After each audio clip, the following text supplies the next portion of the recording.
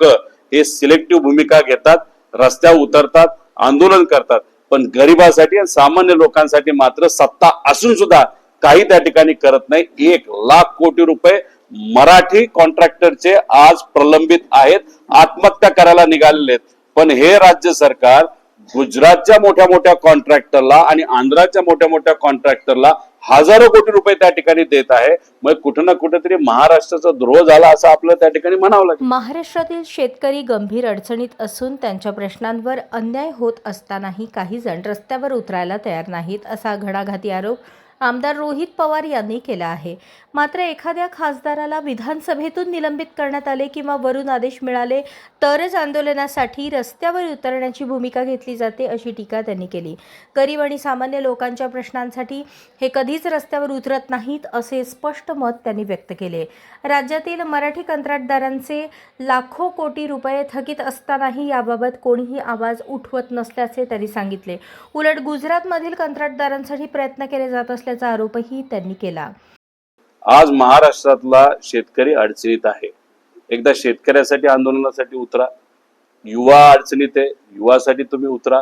महिलांवर या देशामध्ये सगळ्यात जास्त अत्याचार महाराष्ट्रात होत आहे, त्यासाठी तुम्ही उतरा।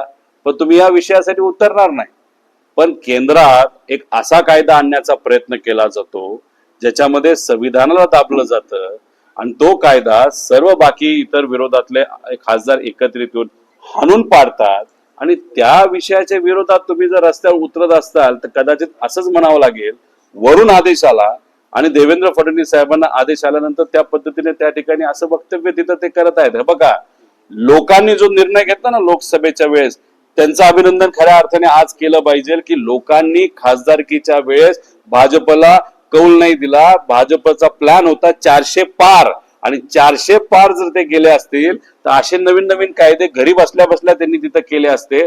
त्यामुळे कालचं विधायक डिलिमिटेशनचे जे संविधानाच्या विरोधात होतं ते हाणून पाडलं, हे खासदारांना श्रेय जातच, पण हे लोकांना सुद्धा जातं। त्यामुळे भाजपच्या लोक हे सिलेक्टिव्ह भूमिका घेतात, रस्त्यावर उतरतात, आंदोलन करतात, पण गरिबासाठी आणि सामान्य लोकांसाठी मात्र सत्ता असून सुद्धा काही त्या ठिकाणी करत नाही। 1,00,000 कोटी रुपये मराठी कॉन्ट्रॅक्टरचे आज प्रलंबित आहेत, आत्महत्या करायला निघालेले आहेत, पण हे राज्य सरकार गुजरातच्या मोठ्या मोठ्या कॉन्ट्रॅक्टरला आणि आंध्राच्या मोठ्या मोठ्या कॉन्ट्रॅक्टरला हजारो कोटी रुपये त्या ठिकाणी देत आहे। मग कुठे ना कुठेतरी महाराष्ट्राचा द्रोह झाला असं आपलं त्या ठिकाणी म्हणावं लागेल।